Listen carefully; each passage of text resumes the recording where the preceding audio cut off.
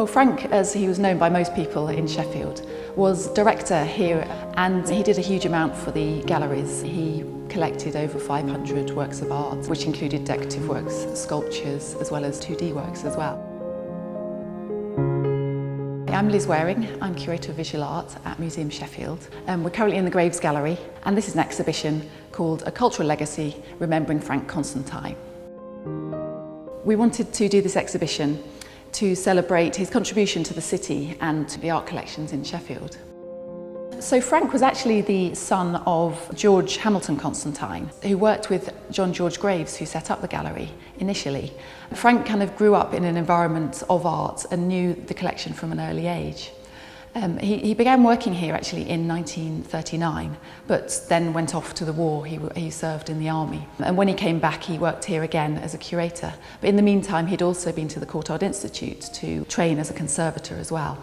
And both George and Frank were both artists themselves.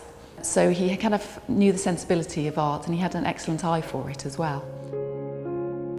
Sheffield's art collection was mainly built up from two main benefactors: John Newton Mappin, who was a brewer from Rotherham, and then John George Graves is another main benefactor, and obviously the gallery is named after him.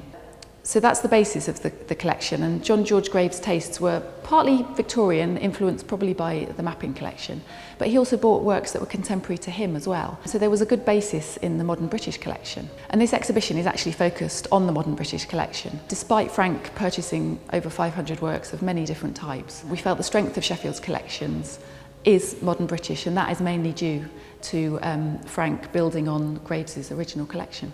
So this work is Nocturne by John Armstrong, and at the time Frank purchased this, he was not really very fashionable at all, and he was kind of bottom of the market.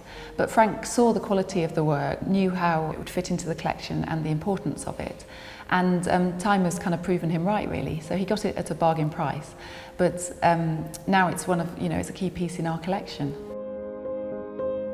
I think from speaking to people, everybody says that Frank had a great eye for art, and I think he brought a certain connoisseurship and knowledge of art to the city, to the collections, and I think without that artist's eye, the collection wouldn't be as strong as it is now.